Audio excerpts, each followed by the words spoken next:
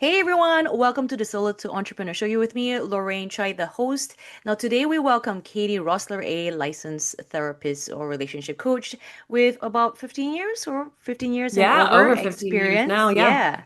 So she's been helping high achieving individuals and couples through life's most complex intersection, the whole concept of relationship. So, Katie, welcome. Thank you so much for having me. I'm excited for our conversation. Absolutely, absolutely. Now, there's a question I want to ask is where you're originally American, who is currently in Germany, right? And hmm you relocated from one country to the next. And pe everyone that tunes into my podcast knows that I have migrated twice. For you to migrate and still continue on with your business, how was that for you? Oh, it was such a big challenge. We moved here 9 years ago, and I expected not to be able to work here. They don't recognize my license or some of my schooling, which always was so bizarre to me because in the United States, where I got licensed in Virginia, is one of the harder states. And there's so many things you have to get through to get licensed that Mm, moving here and going none of that mattered was really like an ego hit. So I initially thought I won't be able to work, and thankfully ran into a psychiatrist and couples therapist, and he and I did a little research together, and I worked for him for a period of time.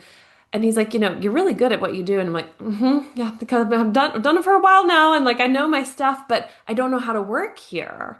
And that's where we sort of navigated that I could do like workshops and mm, trainings. And then from that, I could do more like coaching. And so I like to call myself a relationship strategist because really in that time of doing more workshops and teaching, I really shifted my approach in working with couples to letting go of the traditional like you come to session and vent fest and then we try to navigate out the problems to how about we start learning relationship skills in the beginning so that after about 3 months in of working with me, then you can come with the fires that happen that week or that month. And we use the framework, you now know how to approach it through that lens. And I found that couples were having so much more progress in that way. And that would not have happened. I really don't think I would have gotten there had I not had to relocate, completely shift how I work, think I wouldn't be able to work, and then kind of go, okay, what do I want this to look like? And the 9 years I've been here, I really think about six of them, five, six of them, I've worked primarily in my field. I have done different iterations. For a period of time, I was doing really focused grief work. Then I was doing more like individuals. But my heart has always gone back to couples. My degree is marriage and family therapy. And so it made sense for me to move to a city like Munich, where there's so many bicultural couples who are navigating what my husband and I are navigating and going, okay, how can I support you guys in a way that's really unique to your relationship mm. amidst all of the normal, if you have kids or don't have kids, career changes, all of these things that most couples go through. But you have a different lens. And so that was it, it had so many challenges in the beginning, and then it started just like moving forward quite quickly once I realized I can find a lane and I can work in a unique way versus how I was trained. But the thing, like with you migrating and you asking that question for somebody to kind of redirect you in the right path towards what you can do for your career. So, take like the way that I've done it here is being so new in the area, making it work for me is understanding what is the need in the local area, right?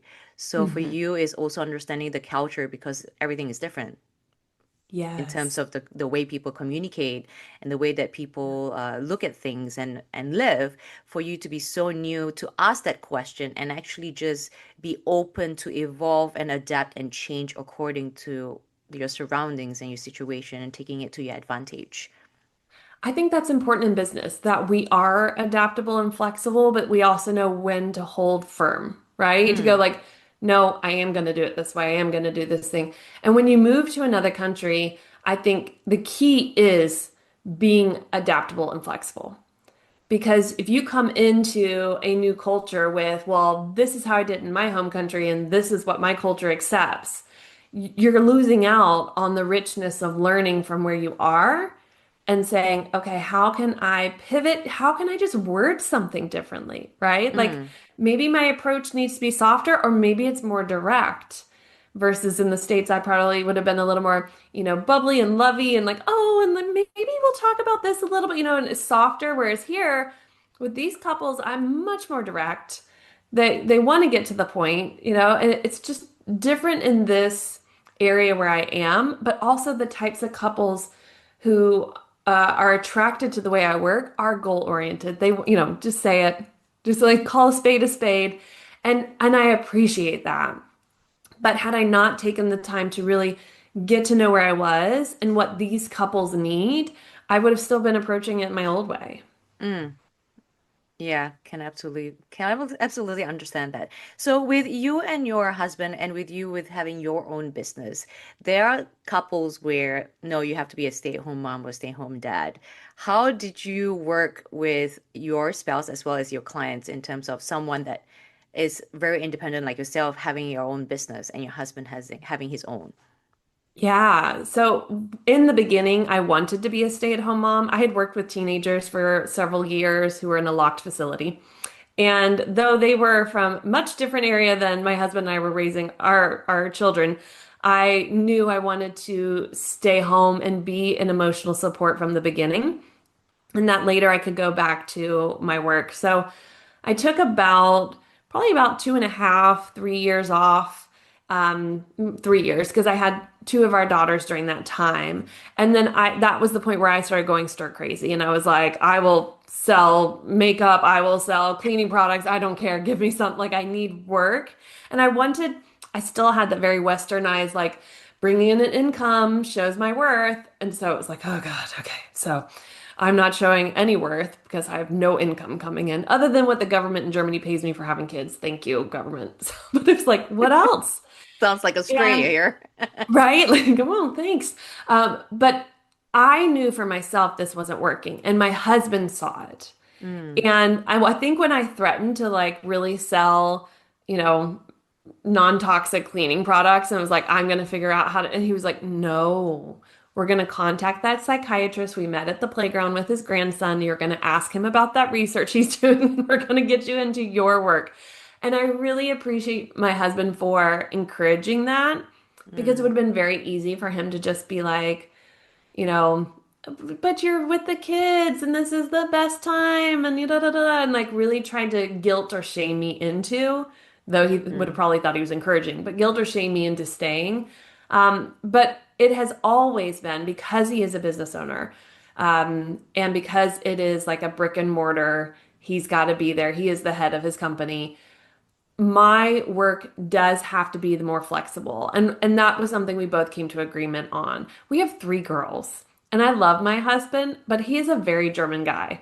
And they need their mama when they've had a bad day at school to come home and like listen and remember the stories they said last week and be like, "Girl, I'm so sorry she did that again to you," right? And instead of their father who might be, well, logical, like, well, I think I'd feel that way too if you did that to me. Whoo, okay, that's not that yeah. doesn't help your child work through their feelings. So for me, it makes sense.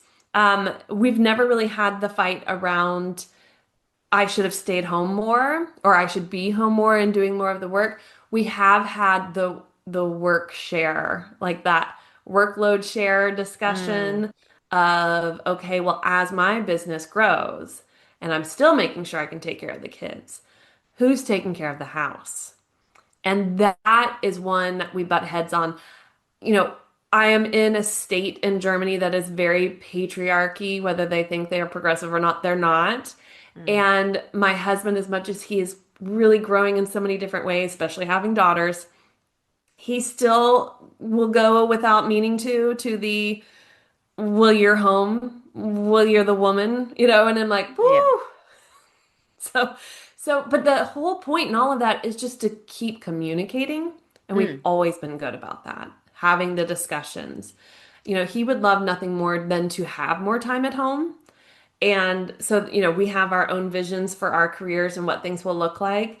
But we have to, and we had to have a lot of difficult conversations and cultural conversations around the topic of who raises the kids or what, that work share load looks like when it comes to our home. And often I think that's where people like, if they hit the brick wall enough, they give up. Mm, We both are stubborn enough that we're like, well, we're going to just both take sledgehammers to this brick wall. It might be it from different angles, but at some point we're going to come to a compromise or a common ground. And I've always valued that because I didn't see that growing up with my parents. There was never real major arguments.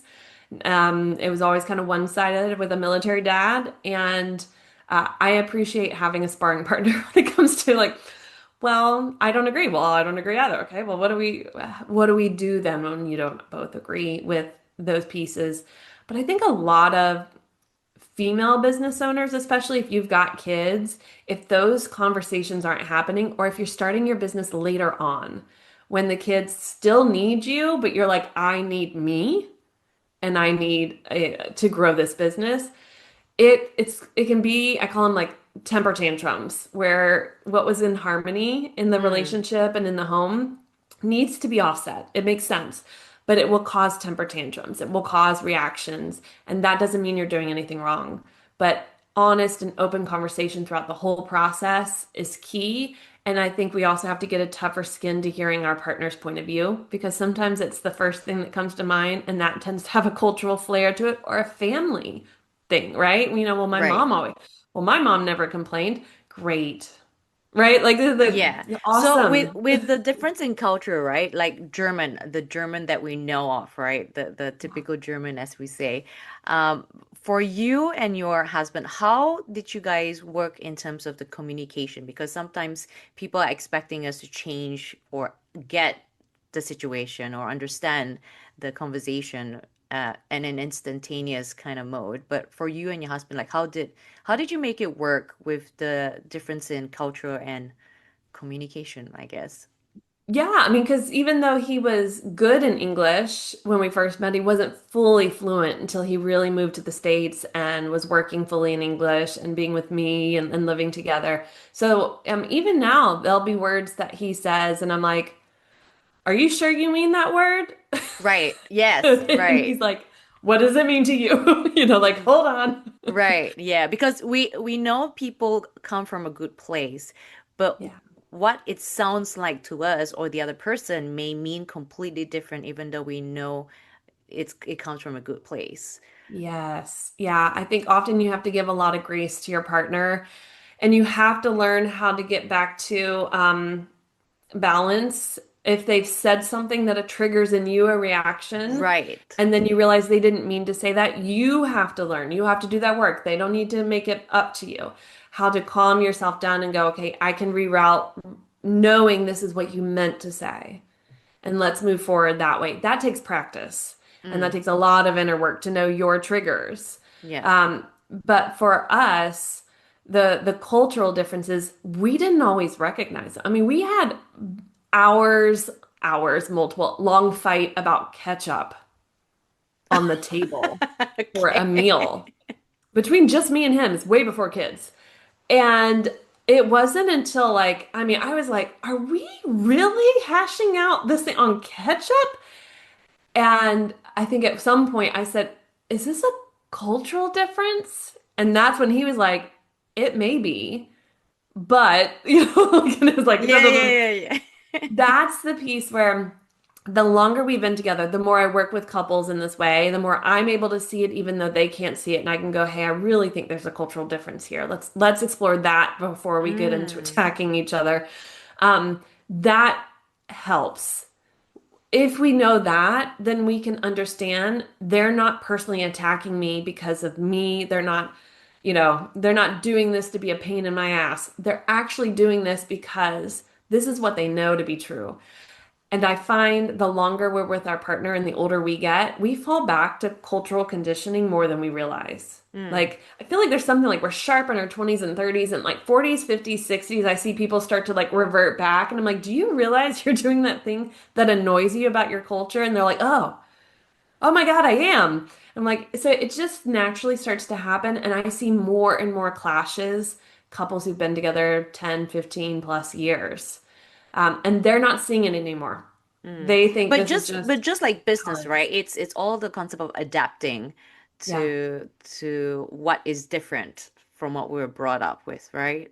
So even with Yes. people from the city and people in the suburbs and things like that, like there is some sort of cultural differences.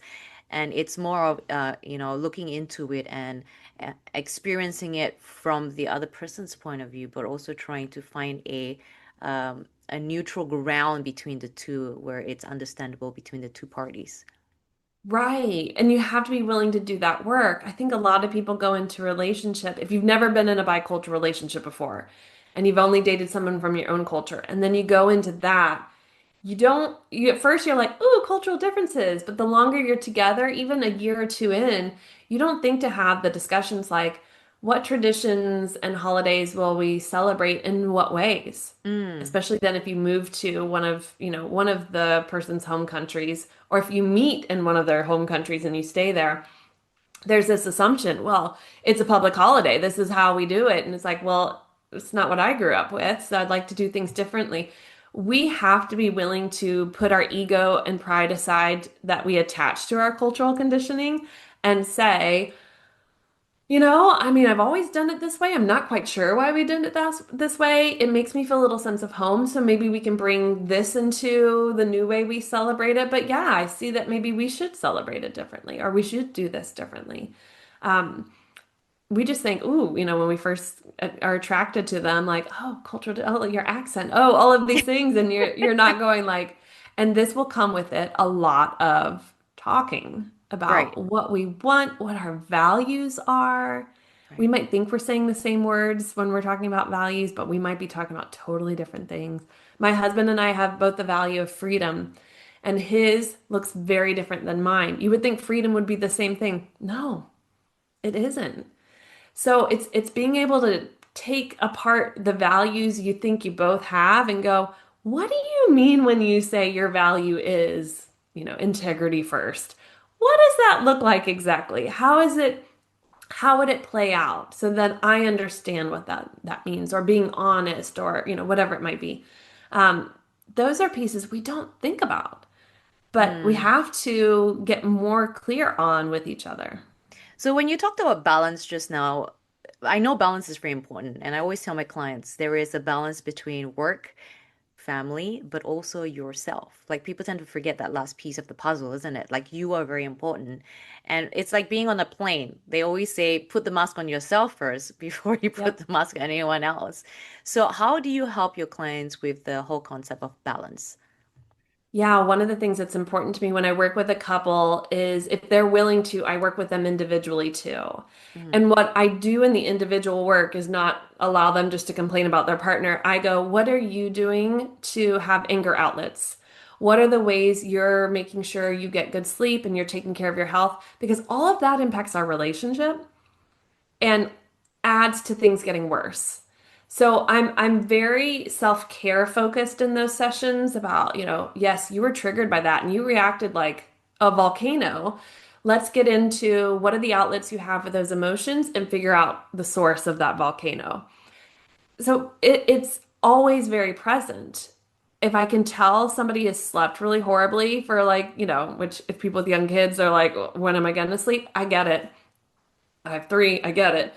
But there is a point where you have to say, then I am not going to be able to show up as well as a partner. And yes, my partner should give me grace, but it also doesn't give me permission to just say whatever comes to mind. mm, It means even more so that I need to say, hey, I can't have this conversation right now. I haven't slept well. I'm going to be reactive. If you're okay with it, I'm going to go to bed early tonight. Can you take care of the kids for bedtime or whatever, and then put your phone away and go to bed early. These are the key pieces of us starting to know ourselves better. And yes, I agree. I always talk about like in a sense, parts of us need to come first, and our well-being is what impacts friendships, family members, relationships, our work. I mean, you and I both know if you have a good night's sleep, you're sharper the next day. You're like, pooh, I feel like $1,000,000 and I'm getting things done fast. If you've not slept great for days, you're forgetting things, it's sluggish, you're sending the wrong email, you're saying the wrong Mm. thing. It impacts everything. So yes, we have to have that mindset that it's not selfish to take care of ourselves. It's actually relationship focused because it's like I want to take care of me so that I show up as a really great partner and I'm able to communicate more clearly. I'm not as reactive. I'm able to listen well. And it's a bit of an impossible dream in today's world because we're all working so many hours and we're, overloading ourselves with information online and then we've got all the things we've signed up for and going to the gym and volunteering here and there and we've almost too much to ourselves. It makes sure that we can't always be good partners or good in business or anything we're doing.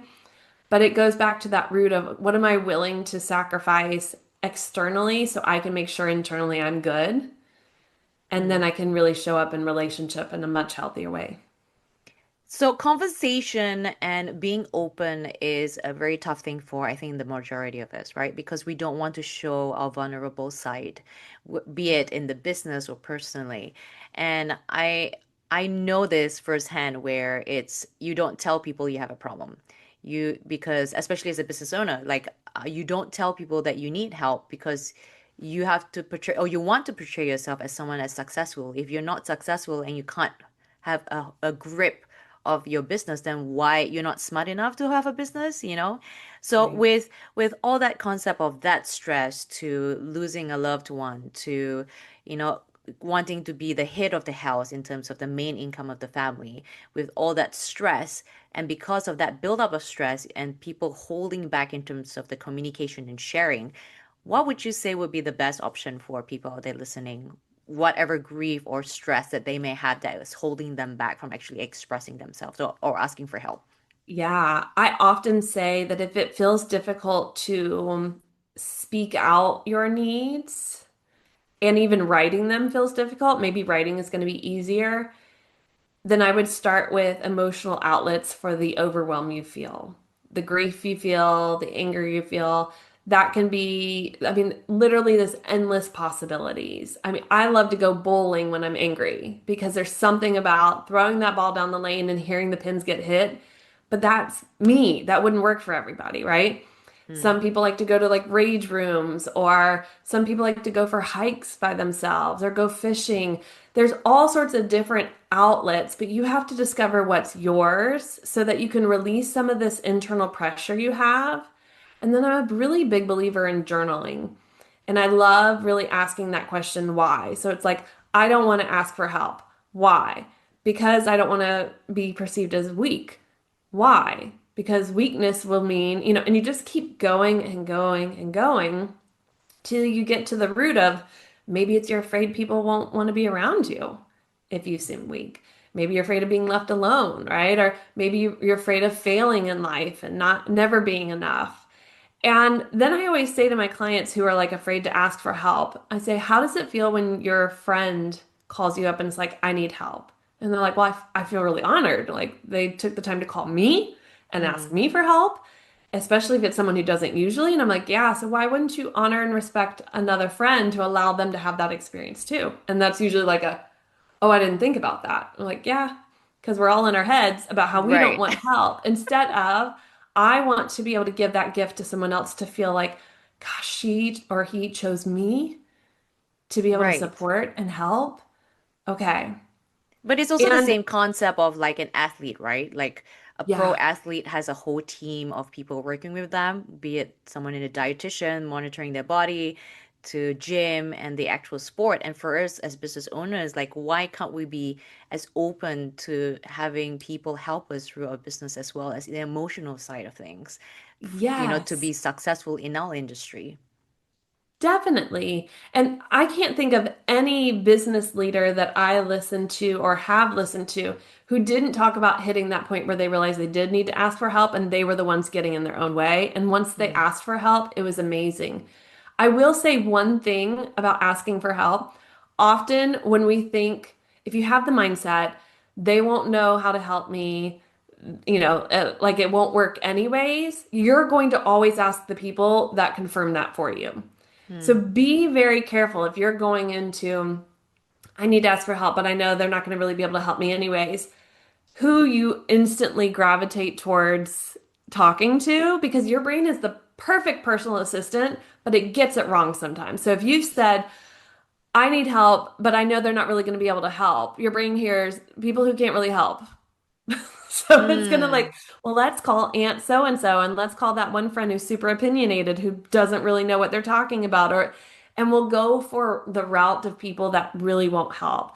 But if we can get really quiet with ourselves and say, I really need help. Here's specifically what I need help with. And I'm open and willing to talk with somebody who knows what they're doing. Then you just sort of scope out who you notice coming forward in your life or online, and you're like, you know what? This would be a good discussion to have. Let's just see if they're willing to take a call with me, or I'll take them out for coffee. mm. Our willingness to ask for help can be negatively impacted by us if we set it up for failure. So just be really mindful of that. True, true. Now, with dealing with high achieving individuals and couples, I'm assuming sometimes hearing feedback is very tricky and Hmm. it takes time to kind of open and be acceptive of those feedback. So, how would you encourage people to take in feedback, or like with your, experience with your clients, like how has it worked for your clients that find it very difficult to take feedback? Yeah, our very first session together is an assessment where I have them basically be consultants of their relationship. And we go over 7 core areas. And I usually go like on a scale of 1 to 10, what would you rate communication? And in the prior to either of them saying a number, I say we're all adults here and we can hear if our partner thinks differently than us. So I want you to try your best not to alter your number because your partner said a higher number or a lower number. It will Mm, not help us. Like we are consultants, we're trying to improve this relationship. Think of it from that mindset. And I think sometimes we have to remember we are adults. We can hear feedback about the relationship. I made sure to say that because I'm not saying about you in the mm, relationship. About the relationship. I bring it out as its own entity because it is in many ways. And that already gets them used to giving feedback on something. And then we get into, okay, how do we, I do a lot of like assessments and individual tests with them on their arguing styles and different things, their personality. And then we start to discuss how does that show up in your relationship? Again, a bit like a consultant. How are we seeing this impact the company? What are we seeing? What are the things we want to see shift and change? Then we get into how to start to give that feedback. And is feedback even needed? mm. Sometimes we give feedback way more than it's needed. I was just working with a client today and she's like, I think my husband's new career idea is like he's feeling like I'm not supportive. And I said, well, why? And she's like, well, because I questioned every single one he brought up and I told him why I didn't think it was a good idea. And I was like, okay, so you gave feedback. It's like him giving you pearls and you stomped on them instead of going, oh, these are pretty pearls. Not for me. I don't really need to wear them, but you can have them. And that's the way we have to look at it. So sometimes it's not even about receiving feedback. I find there's more issue of people giving feedback before anyone's ready to receive it. Mm. But it's And not like that some tends people to be don't more the seem to challenge. identify how it would affect somebody else with giving the feedback, right? Yeah. So, sometimes people overshare, and sometimes the overshare perceives themselves of, being a little bit too much, or let's say, Yeah. um, you know, oh, you're trying to have your partner understand the process of how your brain works, but then it turns into a rant instead of being direct of what the situation is. Yes, yes. And so if we think we don't receive feedback well, we have to be mindful not to then, as high achievers, we want to optimize, improve, like we're like, here's how I can see you could change this and make it better. Your partner's not asking for that feedback because you're not even willing to take it from yourself or from others. Mm, So it's very much when it comes to feedback, it's kind of get in your own lane and be willing to work on you being open to hearing that feedback. When it comes to businesses, I think sometimes we need to divorce ourselves from our business. I'm going to use a marital term. We get our identity is so wrapped up You know, it's like we believe we're like Beyonce and doing brain surgeon or our brain surgeon, right? We're doing brain surgery. Like it's so everything. And we have to remember this is an entity outside of us that we're building, and it might fail or it might work. And people are going to have opinions and thoughts on that entity, but it isn't us. Even if you're a service-based provider like me and you are the face and everything, my work is not me. When I go to bed at night, I'm not going like, and how do you feel about that, honey? And what, on a scale of 1 to 10, what do you like? No. So it is different. The relationship strategist and Katie Rossler as a brand, that can get feedback. It doesn't feel good.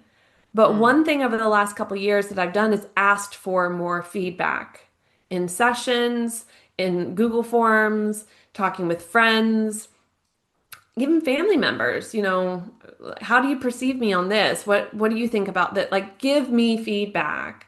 Because I honestly, I think there are some personalities out there that most people don't give feedback to, and I think I'm one of those because it's just like she doesn't need the feedback. She's great, she's got it. Mm. But if you don't encourage people to share with you, how did you experience that? What was that like for you? At the end of every session I have, 24 hours later, you get a how was your session? Mm. It gives me feedback. What worked, what didn't, what did you like? It reminds them of what they talked about and has them think about what am I going to take away and work on this week.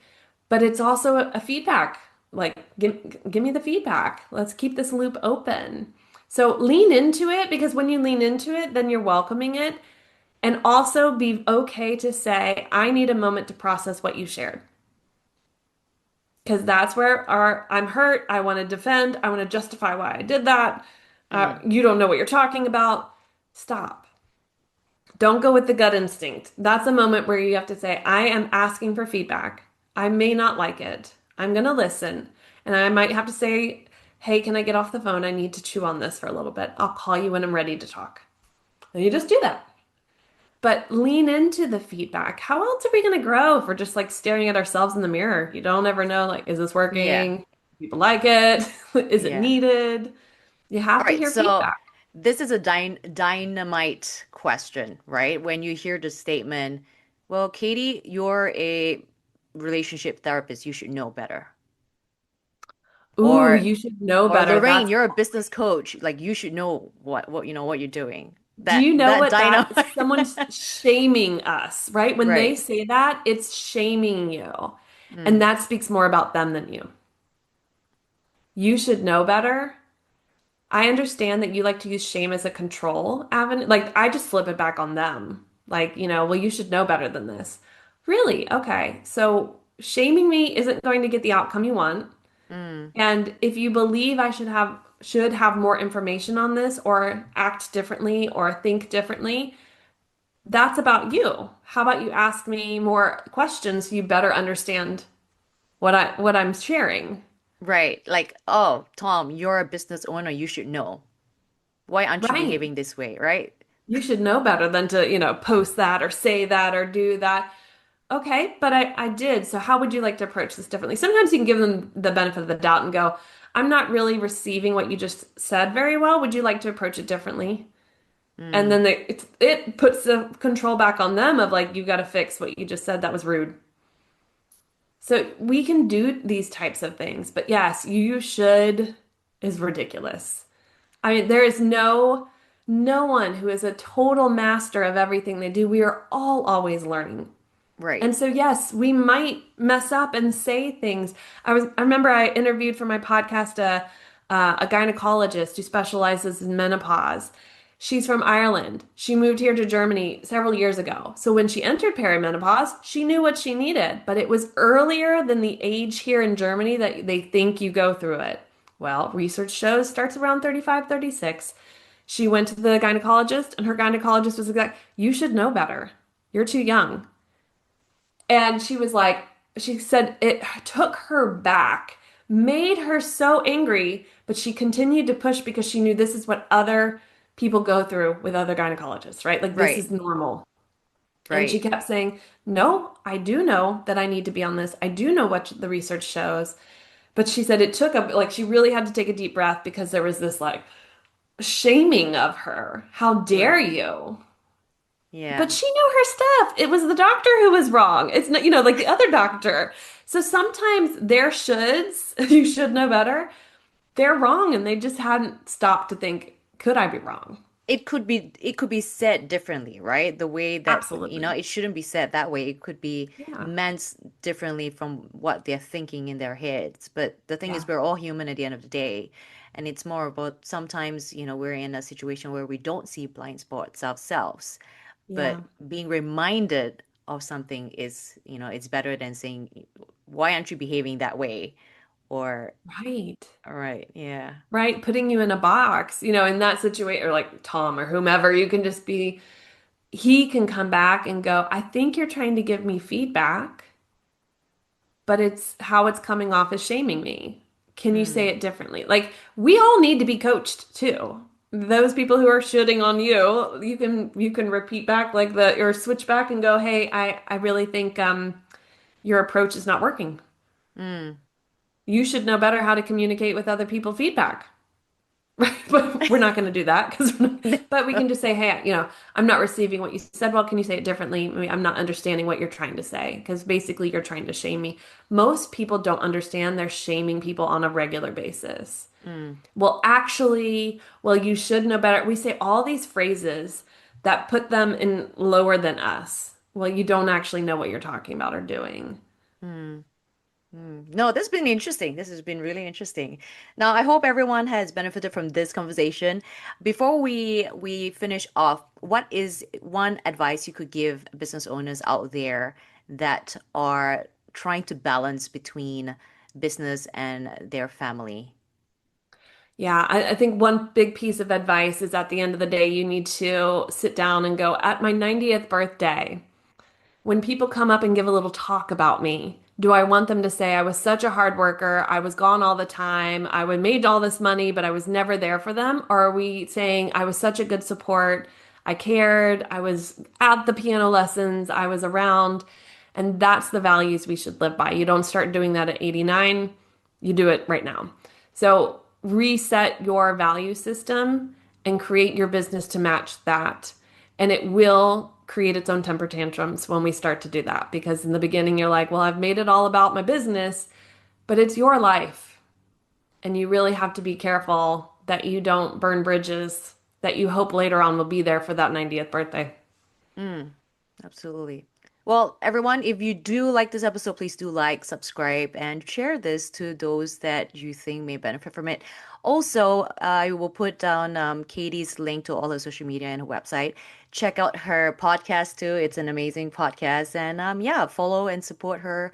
And you never know, she may be able to help you through your journey with the relationship that you have with your other half. But Katie, thank you so much for coming on with me and having this conversation for yeah, for all those entrepreneurs out there. Thank you so much, Lorraine. I really enjoyed it.